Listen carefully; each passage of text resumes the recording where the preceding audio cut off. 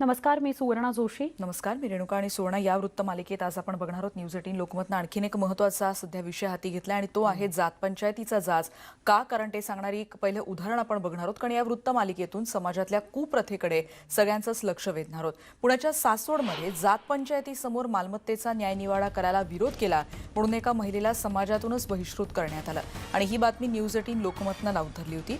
या बातमीचा इम्पॅक्ट झाला आणि आता जात पंचायतीच्या 7 पंचांना सासवड पोलिसांनी अटक केली आहे. 1 वर्षाच्या आत पुन्हा जात पंचायतीमध्ये प्रवेश करायचा असेल तर दारूच्या 5 बाटल्या, 5 बोकड आणि 1 लाख रुपये दंड रोख भरण्याची मागणी जात पंचायतीने केली आहे.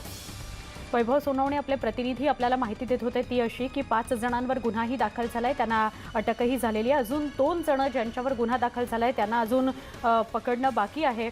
पण ही जी महिला आहे हिला मालमत्तेचा न्यायनिवाडा करायचा नव्हता, तो सगळ्यांसमोर करायला तिचा विरोध होता आणि त्यावरच जात पंचायतीने कारवाई केलेली आहे. जर तिला जात पंचायतीमध्ये पुन्हा यायचं असेल तर 5 दारूच्या बाटल्या, 5 बोकड, 1 लाख रुपये रोख दंड तिला द्यावा लागणार होता. आणि ही वृत्तमालिका सुवर्ण आपण अशीच याच्यात सहभागी होणार आहोत. मान्यवरांची मतं जाणून घेणार आहोत, पण थेट जाणार आहोत मुंबईत चैत्यभूमीला. विरोधी पक्षनेते देवेंद्र फडणवीस यांचं आता तिथे आगमन झालंय.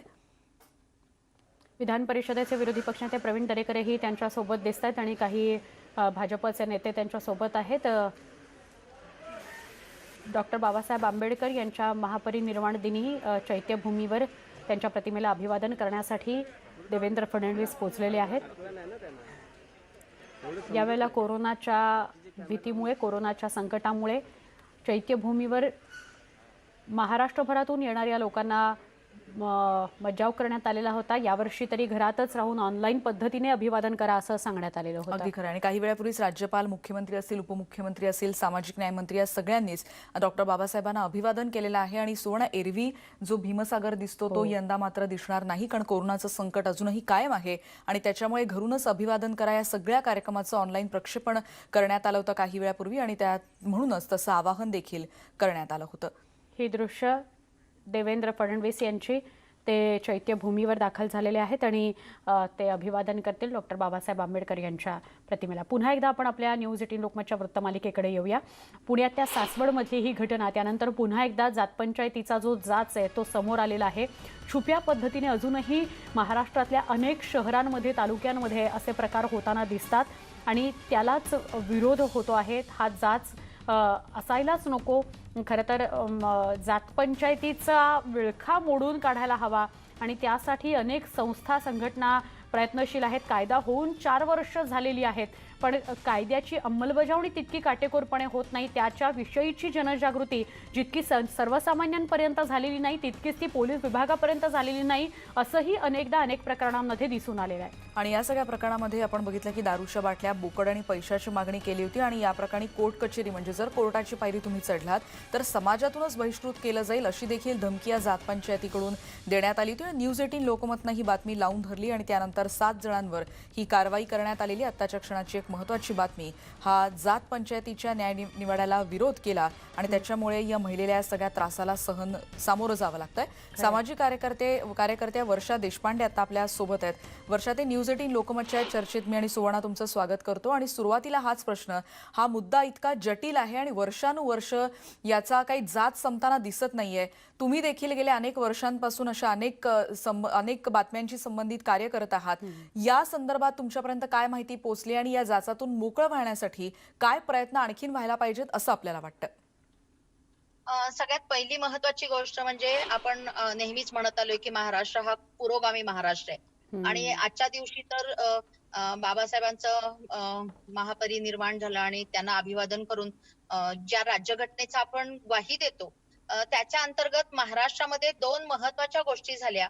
एक म्हणजे घर दोघांचे नावाचा GR महिला धोरणांतर्गत 2003 साली आपण स्वीकारला आणि दुसरी म्हणजे 93 सालापासून लक्ष्मी मुक्तीचा GR आपण घेतलेला आहे. म्हणजे शरद जोशींच्या आंदोलनानंतर लक्ष्मी मुक्तीचा चांदवडचा मोठा जाहीरनामा झाला होता आणि त्याच्यानंतर महाराष्ट्र शासनाने नवऱ्याबरोबर बायकोचंही नाव जमिनीला लावलं जाईल असं म्हटलं होतं, पण त्याची प्रत्यक्ष अंमलबजावणी आजच्या तारखेला झालेली दिसत नाही आणि त्यामुळे मोठ्या प्रमाणावरती नवऱ्याच्या पश्चात या पद्धतीच्या गोष्टींना महिलांना तोंड द्यावं लागतं. त्यामुळे जाती तर अस्तित्वात आहेतच, पण असलेल्या जे गव्हर्नमेंट रेझोल्युशन्स आहेत त्याचं एक्झिक्युशन पण आपल्याकडे म्हणजे हातामध्ये शस्त्र असून आपण ते वापरलेलं नाही आणि त्याच्यासाठी आपण प्रयत्न करायला पाहिजे. आणि त्याच वेळेला बहिष्कृत करण्याच्या विरोधातला जो कायदा मागच्या सरकारमध्ये आपण पारित केलेला आहे, त्या कायद्याची अंमलबजावणी झालेली नाही.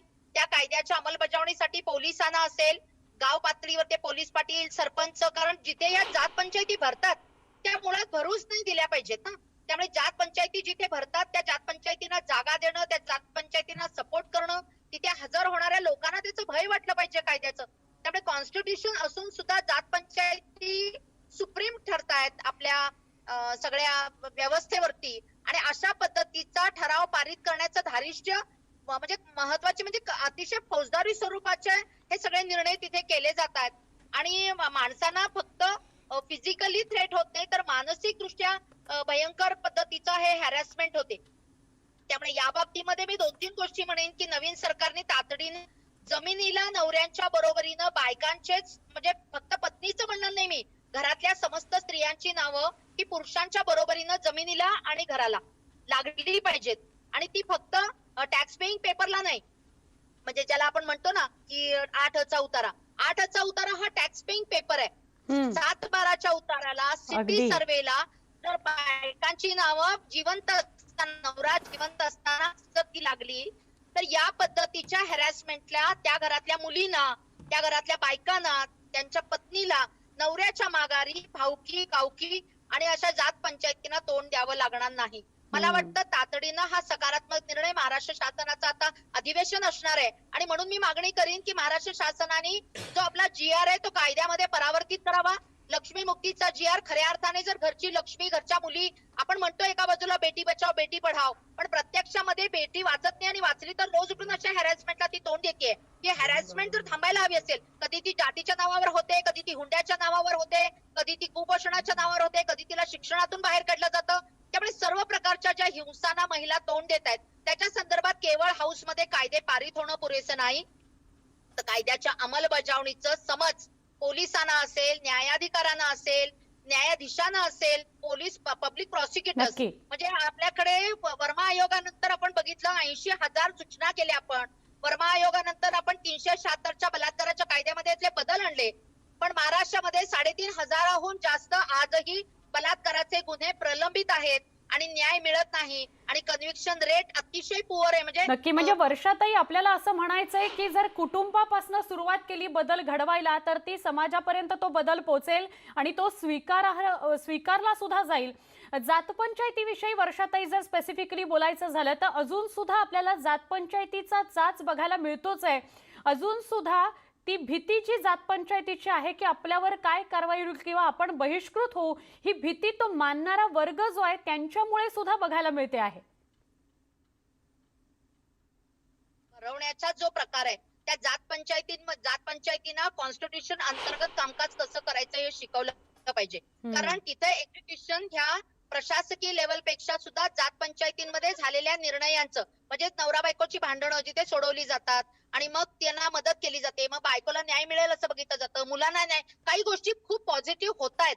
पण जात पंचायतींना कॉन्स्टिट्यूशनच्या फ्रेमवर्क मध्ये कसं कामकाज करायचं आणि जात पंचायती भरणार असतील तर त्यांच्या संदर्भाने तिथे काय कामकाज होणार आहे, तिथे कायद्याला धरून रिझोल्युशन होणार आहेत का, या सगळ्याची माहिती घेतली गेली पाहिजे आणि त्याच्याशिवाय जात पंचायत भरून नाही दिली पाहिजे.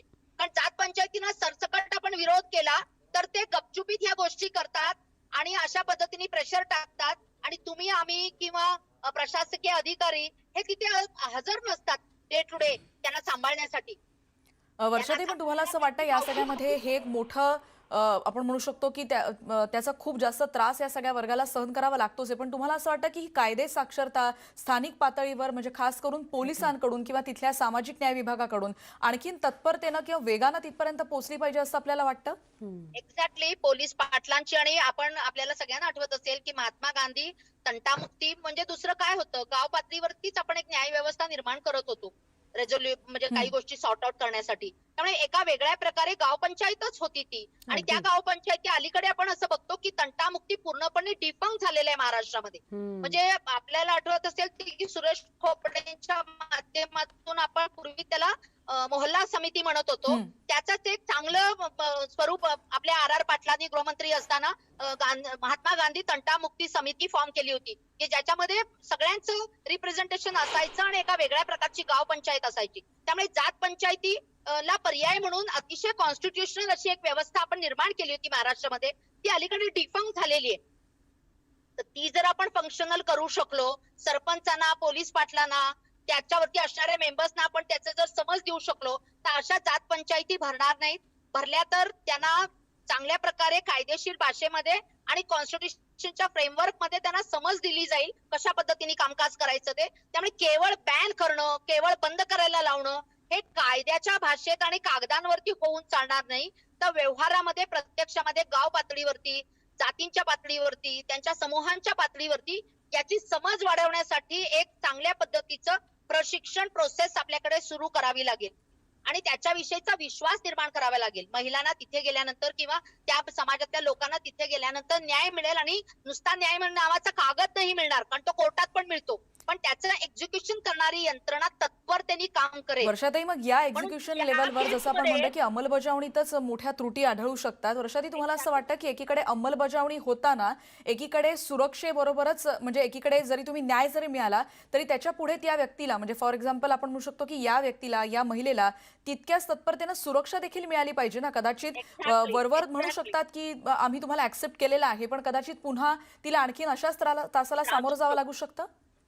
हो, त्रास होऊ शकतो. हो. किंबहुना अशा वेळेला अनेकदा असं बघितलेलं आहे की जीवितालाही धोका होऊ शकतो आणि मालमत्तेला तर धोका होतोच, पण जीविताला धोका अधिक संभवतो अलीकडे ऑनर किलिंग आणि ह्या गोष्टीमुळे. त्यामुळे जरी आपण सगळेजण त्यांच्या सपोर्टला उभे राहिलो, तो डे टू डे आपण त्याच्या सोबत नसतो. त्यांच्यामध्ये त्यांच्यातली जी इगोचे प्रश्न आहेत ते दूर होऊन त्यांनी प्रतिष्ठेचा प्रश्न न करता त्यांची समज वाढवून त्यांनी मनाने त्यांना सगळ्यांना आपल्यामध्ये स्वीकारलं पाहिजे आणि असले निर्णय करताना त्यांना थोडं कायद्याचं भय वाटलं पाहिजे. अशा पद्धतीचं आपल्याला वातावरण द्यावं लागेल. म्हणजे मी नुसतं म्हणणार नाही की टेक्निकली कागद होऊन चालणार नाही किंवा तुम्ही आम्ही फक्त याची चर्चा करून चालणार नाही, तर बाय हार्ट त्यांनी हे सगळं स्वीकारलं पाहिजे. आपण चुकीचं करतोय असं त्यांना वाटलं पाहिजे आणि त्याच्यासाठी त्यांच्या आणि आपल्यामध्ये एक दुवा असला पाहिजे.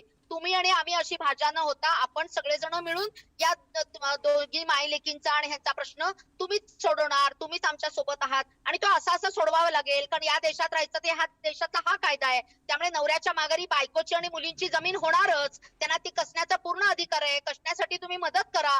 हे सगळं आपण त्यांच्याशी डायलॉगनी पुढे गेलं पाहिजे आणि प्रशिक्षणाने पुढे केलं पाहिजे आणि तेवढं करून ऐकत नसतील तर मग कायद्याने ठोकलं पाहिजे. नक्की.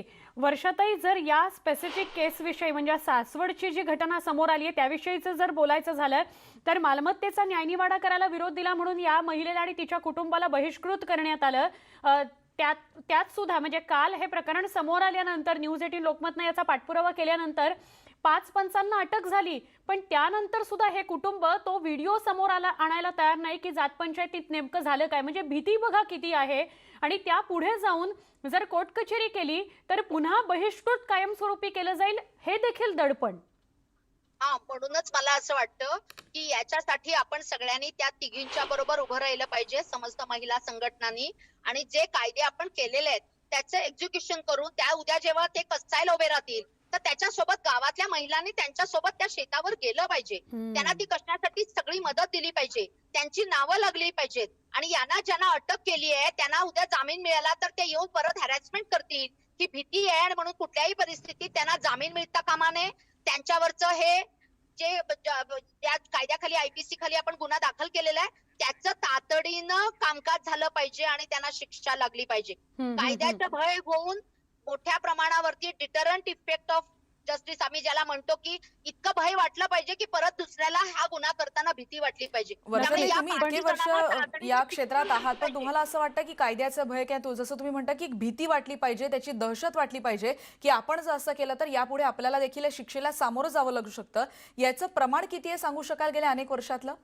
याचं प्रमाण फार नगण्य आहे आणि ते देशभर नगण्य आहे आणि म्हणूनच अतिशय सुंदर कायदे आपण ड्राफ्ट केलेले असून सुद्धा आपण न्यायापर्यंत पोहोचू शकत नाही आणि समाजामधलं व्हायलन्स आणि हिंसा कमी होत नाही, स्त्रियांच्या संदर्भातला दृष्टिकोन बदलत नाही. त्याचं कारण या लोकांना असं वाटतं त्याच्यात काय आम्ही जामिनावर बाहेर येऊ, आम्ही वकील करू आणि मग काय व्हायचं ते होईल पुढच्या 20-25 वर्षात. त्यामुळे त्याच्यातला डिले, त्याच्यात मिळणारा जामीन या सगळ्या गोष्टी चॅलेंज झाल्या पाहिजेत. प्रायोरिटी बेसिस या नवीन कायद्याखाली हे कामकाज तातडीनं चालू राहिलं पाहिजे. जामीन कुठल्याही परिस्थितीत मिळता कामा नये, कारण जामीन मिळाला की ते गावात येणार आणि गावात आले की ते दहशत माजवणार आणि या तिघींचं जगणं मुश्किल करणार आणि त्यावेळेला आपण सगळेजण त्यांच्यासोबत फिजिकली असलं तिथे पाहिजे. असू शकत नाही. तुम्ही सोबत असण्याचा जो वर्षाताई उल्लेख करताय त्याविषयी फक्त एक प्रश्न विचारते. अनेकदा असं दिसून येतं, ही गोमच आपल्याला अनेक समाजामध्ये दिसून येते की तिच्या सोबत उभं राहायचं, त्या कुटुंबासोबत उभं राहायच्या ऐवजी जाऊ दे कशाला आपण पडायचं या सगळ्यामध्ये म्हणून त्या कुटुंबाशी बोलणं बंद करणं, त्या कुटुंबासोबत उभं राहणं बंद करणं, असे प्रकार जे होतात, विरोधाभासाचे जे प्रकार बघायला मिळतात ते कुठेतरी थांबायला हवेत असं वाटतं.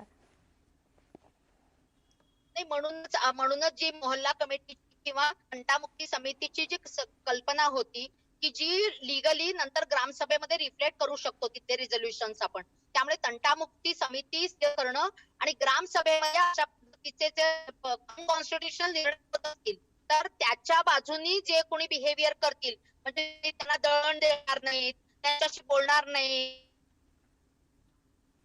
वर्षाताईंशी आपण पुन्हा एकदा संपर्क साधण्याचा प्रयत्न करूयात. सुवर्णा, पण आपण बघतोय की जात पंचायतीचा जाच किती खालच्या स्तरापर्यंत पोहोचलेला आहे आणि अगदी घराघरात याचं किती त्रास सहन करावा लागतोय हे सांगणारी ही केस स्टडी आता आपण बघितली. पण जसं न्यूज 18 लोकमतने बातमी लावून धरली आणि त्याच्यानंतर 7 जणांवर आता कारवाई करण्यात आलेली आहे. एक छोटासा ब्रेक घेऊया, लगेच भेटणार आहोत. पहा फक्त न्यूज 18 लोकमत.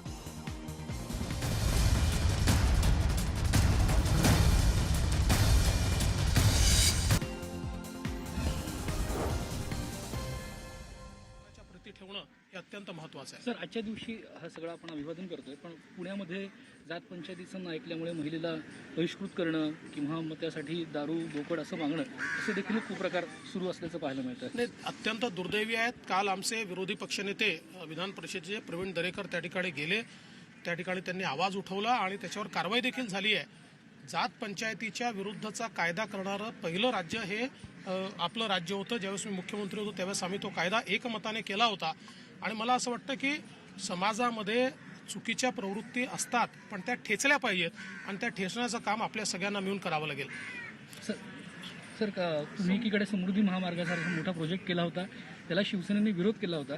आता मात्र उद्धव ठाकरे तिकडे जातात आणि म्हणतात याच्यासारखं अप्रतिम काम दुसरं कुठलं झालेलं नाही. मला अतिशय आनंद आहे की समृद्धी महामार्गावर मुख्यमंत्री गेले आणि त्यांना देखील ते विजन लक्षात आलं की कशा प्रकारे महाराष्ट्र बदलू शकतं आणि विशेषतः महाराष्ट्राचा जो मागास भाग आहे, विदर्भ असो, मराठवाडा असो किंवा उत्तर महाराष्ट्रातला भाग असो, हा मुंबईशी जोडून कशा प्रकारे महाराष्ट्र एकात्म होऊ शकतो आणि महाराष्ट्राची समृद्धी होऊ शकते. त्यामुळे कदाचित त्यावेळेस त्यांनी विरोध केला असेल, पण मला असं वाटतं की आज त्यांची भावना त्याच्या बाजूने आहे आणि त्यांनी त्याची तारीफ केली याचं मला समाधान आहे. शेवटी आपण जी स्वप्न पाहतो ती अनेक वर्षाकरता असतात, ती काही एका क्षणाकरता नसतात आणि हे जे स्वप्न मी बघितलं होतं समृद्धी महामार्गाचं, हे महाराष्ट्र बदलवू शकेल आणि आताचे राज्यकर्त्यांना ते पटतं हे माझ्याकरता अतिशय समाधानाची बाब आहे. पण तुमच्याबरोबर असताना पटलं नाही आणि आता मुख्यमंत्री झाल्यानंतर त्यांना पटलं का तुमचं विजन?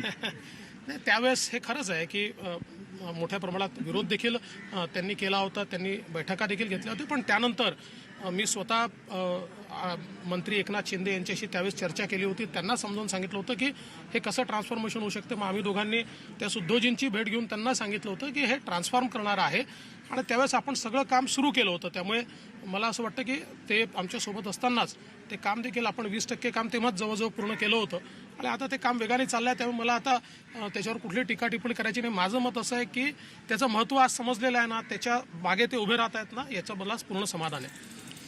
एक गोष्ट मला अजून या निमित्ताने निश्चितपणे आपल्या माध्यमातून सर्व भीमसैनिकांचे आणि डॉक्टर बाबासाहेब आंबेडकरांच्या अनुयायाचे आभार मानायचे आहेत की या कोरोनाच्या संकटात शासनाच्या वतीनं जे आव्हान करण्यात आलं होतं की आज या ठिकाणी लोकांनी गर्दी करू नये आणि जी काही मानवंदना आहे ते आपल्या घरून द्यावी, त्याला अतिशय चांगला प्रतिसाद सगळ्यांनी दिलेला आहे.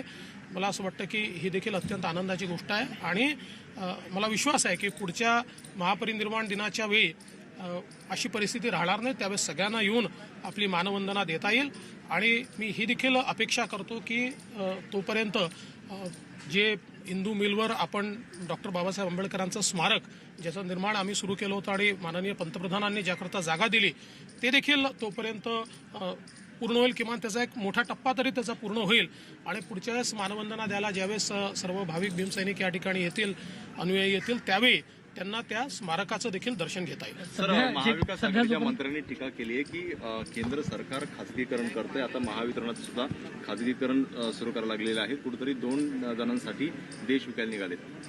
पहिली गोष्ट अशी आहे की महावितरणचं पहिलं खासगीकरण कुठे झालं असेल तर ते महाराष्ट्रामध्ये झालं आणि काँग्रेस NCPच्या सरकारमध्ये पहिल्यांदा महाराष्ट्रामध्ये फ्रँचायझीची पॉलिसी आणून महाराष्ट्राने ते खासगीकरण केलं. इतर कुठल्याही राज्याने ते केलं नाही. हा स्टेट सब्जेक्ट आहे, त्याच्यामुळे याच्यामध्ये राज्य सरकारला सगळे अधिकार आहे. खासगीकरण करायचे की नाही राज्य सरकार ठरवू शकतं. त्यामुळे अभ्यास न करता केवळ या ठिकाणी टीका करायची. आता मला असं कळलं की आमचे एक मंत्री शेतकऱ्यांच्या आंदोलनाकरता कुठेतरी दिल्लीला गेले आहेत. त्या मंत्र्यांना माझं सांगणं आहे की हे सगळे कायदे सगळ्यात पहिल्यांदा महाराष्ट्राने केले आहेत. आपण बघा, हे सगळे कायदे महाराष्ट्रात आत्ताही अस्तित्वात आहे, म्हणूनच याच्या विरुद्ध कुठलेही आंदोलन महाराष्ट्रात झालं नाही. काँग्रेसने केवळ आंदोलन केलं. त्यामुळे ते दिल्लीत कशा करता गेले? त्यांना जर आंदोलन करायचं आहे तर या सरकारच्या विरुद्ध त्यांनी करावं आणि या सरकारला सांगावं की 2006 साली तुम्ही लिझिंगचा कायदा केला, जो आता केंद्राने केला तो कायदा. महाराष्ट्रात आत्ता आपण प्रायव्हेट APMCचा कायदा आपल्याकडे केला, तो आता केंद्र सरकार करत आहे. सगळे काँग्रेस राष्ट्रवादीच्या काळात झालेले कायदे आहेत. त्यामुळे निव्वळ राजकारण करायचं आणि विशेषतः मला असं वाटतं की जे सत्तेत आहेत त्यांनी लोकांच्या कल्याणाकरता कामं केली पाहिजेत. त्याच्याऐवजी तेच राजकारण करतात, तेच आंदोलनं करतात. गव्हर्नन्स हा कुठे विषय दिसत नाही. सर, शिक्षकांच्या अनुदानाचं आपण बघतोय की विरोधी पक्षनेते देवेंद्र फडणवीस आता अभिवादन करण्यासाठी डॉक्टर बाबासाहेबांना अभिवादन करण्यासाठी चैत्यभूमीवर आलेले होते आणि त्यांनी प्रसारमाध्यमांच्या वेगवेगळ्या प्रश्नांना आता उत्तरं दिली. त्याचबरोबर यावेळेला भीमसैनिकांनी सरकारनं केलेलं आवाहन पाळलं आणि त्याचबद्दल त्यांनी आभारही मानलेत की एरवी इतक्या मोठ्या प्रमाणावर इथे अनुयायी येत असतात, पण यावेळेला सगळ्याच नियमांचं पालन त्यांनी केल्याबद्दल त्यांनी त्यांचं देखील आभार मानलेले आहेत. खरं. आणि त्याचबरोबर न्यूज 18 लोकमत जी वृत्तमालिका आज राबवत आहे, जात पंचायतीचा जाच, त्याच्याविषयीचा प्रश्न सुद्धा आमच्या प्रतिनिधींनी त्यांना विचारला आणि देवेंद्र फडणवीसांनी त्याचंही उत्तर दिलेलं आहे. ते असं म्हणालेत की दुर्दैवाची ही बाब आहे की अजूनही अशा घडामोडी समोर येताना दिसत आहेत आणि त्यासाठी तातडीनं कठोर पावलं उचलण्याची गरज आहे. आणि यानंतर आपण बघणार आहोत पुढची बातमी आणि ती बातमी अशी आहे की आपल्या दुर्दम्य इच्छाशक्ती आणि पराक्रमाच्या जोरावर हवालदार कचरू साळवे यांनी पाकिस्तान सैन्याला जशास तसं उत्तर दिलं होतं. आपल्या जखमी सहकाऱ्यांना त्यांनी अक्षरशः मृत्यूच्या मगरमिठीतून बाहेर काढलं. 1971च्या भारत पाकिस्तान युद्धात पराक्रम गाजवलेले हे महाराष्ट्राचे सुपुत्र आहेत आणि त्यांच्या पराक्रमाबद्दल हवालदार कचरू वेडू साळवे यांना वीरचक्रानं सन्मान देखील करण्यात आलाय. पण नाशिक जिल्ह्यातले येवल्यातले हे हवालदार साळवे यांचं त्याचे गाव आहे, पण निवृत्त झाल्यानंतर राज्य सरकारच्या सूचनेनं त्यांना घरासाठी जमीन देण्यात आली, पण त्यांची दुरावस्था कशी झाली आहे ही सांगणारी ही बातमी आता आपण बघतोय. त्यांनी तिथे घरही बांधलं, पण घरकुल बांधायच्या कारण देत तिथे जवानाचं घर जमीनदोस्त करण्यात आलंय आणि दुसरी जागा देण्याचं आश्वासन केवळ आश्वासनच राहिलंय. 72 वर्षांचा हा योद्धा आता घरासाठी गेल्या 25 वर्षांपासून शासकीय कार्यालयांच्या पायऱ्या झिजवताना दिसतोय. देशासाठी लढणाऱ्या जवानावर अशी वेळ येणं ही निश्चितच खेदजनक बाब आहे. माझी कैर नाही केली, जमीन मिळाली, एका चोराने लोंबडावली. दुसरी गोष्ट जागा मिळाली घरासाठी, ती वापस घेतली. माझी जी दिलेलं दान ते पण वापस घेतलं. जे जागाही गेली आणि माझं घर पण गेलं. आज मी भाड्याच्या घरात राहत आहे. एका बाजूला आपण जवानांसंदर्भातले रिपोर्ट्स दाखवतो, त्यांचं कार्य, त्यांचं काम दाखवतो, त्यांच्या बलिदानाला सलाम करतो आणि दुसरीकडे मात्र अशाही बातम्या आम्हाला दाखवाव्या लागतात. खरं तर न्याय हा यांना मिळालाच पाहिजे. आपण पुढच्या घडामोडीकडे वळतोय. रक्तदान करण्याबाबत गैरसमज आणि शारीरिक कमजोरी असल्याने रक्तदात्यांमध्ये महिलांचं प्रमाण अत्यल्प बघायला मिळतं. मात्र महिला आणि तरुणीही रक्तदान करू शकतात. महिलांनी रक्तदान करण्याआधी काय काळजी घेतली पाहिजे याबद्दल महिला आणि डॉक्टरांशी संवाद साधला आमचे प्रतिनिधी गोविंद वाकडे यांनी. ह्या तरुणी आणि महिला आहेत आणि डॉक्टर सुद्धा आहेत. महिलांना अगदी डिलिव्हरीच्या काळामध्ये सगळ्यात जास्त रक्ताची गरज पडू शकते, परंतु जर बघितलं तर रक्तदात्यांमध्ये महिलांचा समावेश जास्त नसतो. काय नेमकी कारण आहेत आणि कोणत्या महिला रक्तदान करू शकतात? अच्छा, कसं आहे की पुरुषांपेक्षा महिलांचं प्रमाण रक्तदानामध्ये फारच कमी आहे. त्याचे मेन कारण आहेत की त्यांचं हिमोग्लोबिनचं प्रमाण जे आहे ते फार कमी असतं रक्तामध्ये जे त्यांचे जे काही आयर्न आहे त्यामुळे जे काही हिमोग्लोबिन तयार होतं त्याची जे काही कमतरता असल्यामुळे हिमोग्लोबिन कमी होतं. तर एकतर स्त्रियांमध्ये जो आहे अनियमित आहार, सकस आहार घेणे, स्ट्रेस फॅक्टर, हार्मोनल इम्बॅलन्स जे की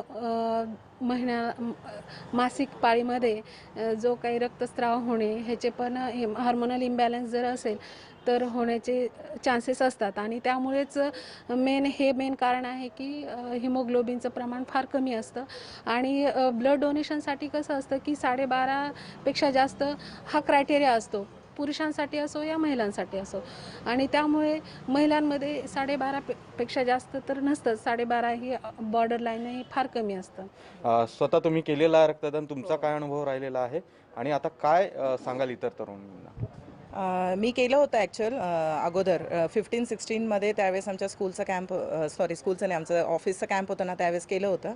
मग त्याच्यानंतर आत्ता एवढ्यात नाही केलेलं, पण अगोदर केलेलं आहे. पण माझं हे म्हणणं आहे की महिलांनी केलं पाहिजे, त्यांनी स्वतःकडे लक्ष दिलं पाहिजे. त्यांनी आयर्न जे बॉडीमध्ये हिमोग्लोबिन ज्यांनी वाढ होते त्या प्रोडक्ट म्हणजे जे मनुके, काळे खजूर वगैरे आहे त्याचा आहार जास्त केला पाहिजे. ग्रीन व्हेजिटेबल्स खाल्ले पाहिजे. त्यांनी काय होतं, हिमोग्लोबिन वाढतं. आणि लेडीजचं काय होतं, मोस्टली हार्मोन चेंजेस वगैरे, हार्मोन इनबॅलन्स झाल्यामुळं त्यांचं हिमोग्लोबिन वगैरेमध्ये. खरं तर रक्तदान शिबिरामध्ये आपण बघितलं तर बराचसा वाटा हा पुरुषांचा असतो. केवळ आपल्या शहरातच नाही तर संबंध महाराष्ट्रामध्ये हीच परिस्थिती निर्माण आहे. खरं तर यामध्ये शासनाने पण काही आयर्नच्या ज्या गोष्टी लागतात रक्तदान केल्यानंतर, आपण अनेक ठिकाणी ब्लड कॅम्प अरेंज करतो. स्वतः आम्ही पण त्या ठिकाणी चहा आणि बिस्किट ठेवतो. तर हे न ठेवता काही त्यांच्या शरीराला जितक्या महत्त्वाच्या आहेत त्या गोष्टी आपण जर ठेवल्या त्या ठिकाणी, तर मला वाटतं रक्तदानाचं प्रमाण देखील त्या ठिकाणी वाढू शकतं. दुसरी महत्त्वाची गोष्ट अशी की जो आपण सकस आहार म्हणतो, जो महिलांनी, मुलींनी खरं तर घ्यायला पाहिजे. कारण की आपण बाकीच्या सगळ्या ज्या गोष्टी आहेत त्या सगळ्या गोष्टी आपण बाहेर खात असतो. म्हणजे आपल्याला ज्यावेळेस खावेसे वाटतात त्यावेळेस आपण खातो, परंतु ज्या खरंच आपल्या शरीरासाठी गरजेच्या आहेत, मग तुम्ही खजूर म्हणा, जसं सांगितलं की पालेभाज्या म्हणा, त्याच्यानंतर मनुके असतील, अशा गोष्टी जर ह्या आपण नियमितपणे जर घेत राहिल्या तर कुठेतरी आपलं हिमोग्लोबिनचं प्रमाण वाढेल. भानुदास शिवराळेसह गोविंद वाकडे, न्यूज 18 लोकमत, पिंपरी चिंचवड. आणि पिंपरीनंतर जाऊयात रत्नागिरी जिल्ह्यात खेडमध्ये एका रक्ताच्या पिशवीसाठी 60 ते 70 किलोमीटर लांब जावं लागतं आणि त्यातच जादा दरानं रक्त विकत घ्यावं लागतंय. खेडमधल्या इथल्या परिस्थिती काय आहे आणि तिथल्या डॉक्टरांना काय वाटतं याचा आढावा घेतलाय आमचे प्रतिनिधी चंद्रकांत बनकर यांनी. आपल्यासोबत काही डॉक्टर्स आहेत खेडमधले, डॉक्टर धारिया साहेब आपण त्यांना विचारूया. सर, काय सांगाल तुम्ही या ठिकाणी? सर्वप्रथम IBN लोकमत TV 18चा मी आभारी आहे, कारण की अशा कळकळीच्या आणि महत्त्वाच्या मुद्द्याकडे त्यांनी लक्ष वेधित केलं लोकांचं. की खेडमध्ये आधी तर काहीच नव्हतं, पण आता रोटरी प्रतिष्ठाननी ब्लड स्टोरेज युनिट केल्यामुळं आमची थोडी बहुत अडचण कमी झाली. परंतु इथल्या जर कळकळीच्या ग्रामीण रुग्णालयामध्ये जर ब्लड बँक चालू झाली तर गरीब पेशंट्सची त्यांचा वेळ, त्यांचा पैसा आणि त्यांचं अंतर हे तिन्ही गोष्टी वाचू शकतील. आणि अशा वेळेला जेव्हा त्यांना ब्लिडिंग असतं किंवा ट्रॉमा असतो, ट्रॉमा म्हणजे ॲक्सिडेंटनंतर काही पेशंट येतात किंवा प्रेग्नन्सीमध्ये ब्लिडिंग असणारे पेशंट असतात, ॲनिमियाचे आहेत, या लोकांची खूप मोठी सोय होईल. डॉक्टर साहेब, काय सांगाल तुम्ही? खेडमध्ये ब्लड बँक नाही आहे, ब्लड आणायला जायचं असेल तर 70-80 किलोमीटर जावं लागतं, काय सांगा? ही गोष्ट तुमच्या म्हणण्याप्रमाणे बरोबर आहे. जेव्हा जेव्हा रक्ताचा तुटवडा पडतो किंवा आवश्यकता भासते अशा वेळेला इथे जवळपास रक्त मिळत नाही. त्याच्यासाठी ज्या व्यक्तीला रक्ताची गरज आहे त्याच्या नातेवाईकांना फार भागदौड करावी लागते. त्याच्यामध्ये पुष्कळ वेळ जातो. ॲक्सिडेंटल केसेस असतील सरांनी सांगितल्याप्रमाणे, किंवा ह्याच्या ड्युरिंग लेबर जे ब्लिडिंग होतं किंवा लेबरच्या नंतर जे PPH म्हणतात त्याला, पोस्टपार्टम PPH, तर अशा वेळेला रक्ताचं फार म्हणजे आवश्यकता असते. आणि अशा वेळेला जर वेळेत रक्त मिळालं नाही तर पेशंटच्या जीवावरही बेतू शकतं. पेशंटच्या जीवावरती बेतू शकतं. आपण आणखी काही आपल्या इथे वैद्यकीय अधिकारी आहेत. सर, मला सांगा, गोरगरीब व्यक्तींना हे महागडं रक्त घेणं परवडणार नाही किंवा इतक्या लांब जाणं, प्रवास खर्च प्लस रक्ताचा खर्च, शासनाकडून काय अपेक्षा आहे? शासनाने लवकरात लवकर उपजिल्हा रुग्णालय कळमणी या ठिकाणी एक शासकीय रक्तपेढी सुरू करावी, जेणेकरून इथल्या गोरगरीब जनतेची आणि ज्यांना गरज आहे रक्ताची त्यांची चांगल्या प्रकारे सोय होईल आणि जे पेशंट रक्ताअभावी दगावतात त्यांची त्या कारणामुळे त्यांना तो त्रास होणार नाही किंवा त्यांच्या नातेवाईकांना तो त्रास होणार नाही. ते 70-80 किलोमीटर त्यांना जे इकडे जावं लागतं फक्त रक्ताच्या एका बॅगसाठी, तर त्यांना तो त्रास त्यांचा कमी होईल आणि कमी पैशामध्ये किंवा कमी आर्थिक खर्च येऊन त्यांना तो रक्तपुरवठा होऊ शकतो. चंद्रकांत बनकर, न्यूज 18 लोकमत, खेड रत्नागिरी. अजून काही घडामोडींकडे वळूया एका छोट्या ब्रेकनंतर. पहा फक्त न्यूज 18 लोकमत. आणि बुलेटिनमध्ये आपण मुंबईतल्या लालबागमधून एक अत्यंत धक्कादायक बातमी बघणार आहोत. गणेश गल्ली इथल्या साराभाई या इमारतीत एका बंद खोलीमध्ये गॅस सिलेंडरचा स्फोट झालेला आहे. या स्फोटामध्ये 16 रहिवासी जखमी झालेले आहेत. मुंबईच्या महापौर किशोरी पेडणेकर यांनी घटनास्थळाची पाहणी केली. त्यानंतर त्यांनी जखमींची विचारपूस करण्यासाठी त्या केईएममध्ये सुद्धा गेलेल्या होत्या. 10 जणांना केईएममध्ये आणि 4 जणांना ग्लोबल रुग्णालयामध्ये दाखल करण्यात आलेलं आहे. ही खोली बंद होती आणि बाजूलाच एक लग्नघर होतं. त्या लग्नघरातल्या अनेकांना सातत्यानं गॅस लीक होतोय असा वास येत होता, म्हणून त्यांनी ही अनुचित प्रकार घडू नये खबरदारीचा उपाय म्हणून खरं तर रेणुका ही जागा म्हणजे ही बंद खोली उघडण्याचा प्रयत्न करा, पण तिथे स्फोट झालेला आहे. आणि हे 4ही जण आता सोनं जसे अपडेट मिळत आहेत 70 ते 95% भाजलेत आणि यात 13 वर्षाच्या एका मुलीचा देखील समावेश आहे. अनेक दिवसांपासून गॅस लिकेज होत आहे असं त्यांना वाटत होतं आणि हा वास कुठून येतोय ते पाहण्यासाठी स्थानिक गेले आणि त्यावेळी हा स्फोट झाला अशी माहिती सध्या उपलब्ध होतीये. प्रणाली कापसे आमच्या प्रतिनिधी आता आपल्या सोबत आहेत. प्रणाली, या क्षणाचे अपडेट्स. रेणुका, या गंभीर अपघातामध्ये या आग लागल्याच्या प्रकारामध्ये 16 जण तब्बल जखमी झालेले होते. त्यापैकी 4 जणांची प्रकृती गंभीर आहे आणि या 4 जणांना जवळच्याच मसिना रुग्णालयामध्ये दाखल करण्यात आलेलं आहे. मुख्य म्हणजे याच्यामध्ये वयवर्ष 75 पासून ते अगदी 13 वर्षाच्या एका मुलीचा सुद्धा समावेश आहे. ही जी काही घटना घडली ही अत्यंत दुर्दैवी अशी घडली. आज मुंबईकरांची पहाट जी आहे विशेषतः लालबाग आणि आसपासच्या परिसराची एक मोठ्या अपघाताच्या एका सिलेंडरच्या ब्लास्टच्या आवाजानं झाली आणि त्यामध्ये आता तब्बल 16 जण जखमी आहेत, ज्यापैकी जे 12 जण जे आहे ते किरकोळ जखमी आहेत. त्यांना त्यापैकी काही जणांना ग्लोबल रुग्णालयामध्ये तर काहींना केईएम रुग्णालयामध्ये दाखल करण्यात आलंय. परंतु जे 4 जण जे 70 ते 75% भाजलेले आहेत, ज्यांची प्रकृती गंभीर आहे, त्यांना मसिना रुग्णालयामध्ये शिफ्ट करण्यात आलंय.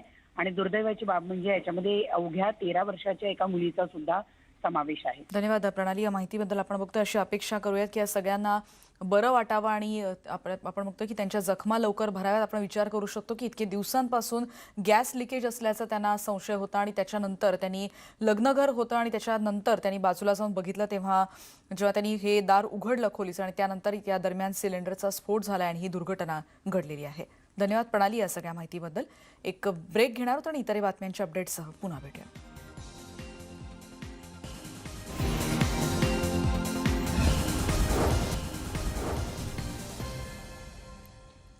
आणि ब्रेकनंतर आपण बातमी बघणार आहोत. राष्ट्रवादी काँग्रेसचे अध्यक्ष शरद पवार यांनी आज शिवसेना खासदार संजय राऊत यांची भेट घेतली. आपल्याला माहिती आहे संजय राऊत यांच्यावर नुकतीच लीलावती रुग्णालयात अँजिओप्लास्टी करण्यात आली होती आणि त्यानंतर काल त्यांना डिस्चार्ज देण्यात आला. आज पवार यांनी राऊतांच्या भांडूपच्या घरी जाऊन त्यांच्या प्रकृतीची विचारपूस केली. त्यांच्यासोबत उपमुख्यमंत्री अजित पवार, समाज कल्याण मंत्री धनंजय मुंडेही उपस्थित होते. हे सगळेच जण एकत्रित संजय राऊतांच्या भेटीला पोहोचले. यानंतर पवारांनी प्रसारमाध्यमांशी बोलताना शेतकरी आंदोलनावर सरकारनं शहाणपणाची भूमिका घ्यावी असा सल्ला दिलेला आहे. बैठका घेतात पण महत्त्वाचे मुद्दे लक्षात घेत नाहीत, त्यामुळे देशभरातील शेतकरी आंदोलनाला जातील असं शरद पवार म्हणालेले आहेत. ही भांडूपमधली संजय राऊतांच्या घरातली दृश्य आपण बघतो. संजय राऊतांवर दुसरी एन्जिओप्लास्टी झाली. त्यांना काल डिस्चार्ज देण्यात आला आणि त्यानंतर ते आपल्या भांडूपच्या घरी आराम करत आहेत आणि शरद पवार आज त्यांना भेटायला गेले होते. पंजाब हरियाणाचा शेतकरी रस्त्यात येतो त्याची फार गांभीर्याने दखल घ्यायला पाहिजे. ती दुर्दैवाने घेतली दिसत नाही. मला स्वतःला असं वाटतं की असंच जर राहिलं तर ते फक्त दिल्लीपुरतं सीमित राहणार नाही. देशाच्या कानाकोपऱ्यातले लोक त्या शेतकऱ्यांच्या पाठीशी उभे राहतील आणि प्रश्नाची सोडवणूक आपल्या पद्धतीने करून घेतील. अजूनही शहाणपणाची भूमिका घ्यावी अशीच माझी अपेक्षा. पण ते एकच विनंती केली होती की घाईघाई तुम्ही करू नका. तुम्ही सिलेक्ट कमिटीकडे पाठवा, तुम्ही चर्चा करा, आपण एकत्र बसू. पण एकत्र बसणं किंवा सिलेक्ट कमिटीमध्ये चर्चा करणं याही गोष्टी त्यांनी स्वीकारल्या नाहीत. सदनामध्ये चर्चा होऊन दिली नाही आणि घाईगर्दीने हे पास करून घेतलं, आपलं पाचवी भ्रमणात दाखवलं. आता त्याचे परिणाम त्यांना भोगावे लागतात. शेतकरी आंदोलनाचा प्रश्न गेल्या काही दिवसांपासून गाजतोय आणि त्याच्यावर आता शरद पवारांनी प्रतिक्रिया दिलेली आहे. त्यांनी काही वेळापूर्वी संजय राऊत यांच्या तब्येतीची विचारपूस करण्यासाठी भेट घेतली आणि त्यानंतर ते प्रसारमाध्यमांशी बोलत होते. येणाऱ्या बुलेटिनमध्ये देखील अशाच पद्धतीनं बातम्यांचा आढावा घेत राहणार आहोत. नक्की इथेच थांबूया. पहा फक्त न्यूज 18 लोकमत.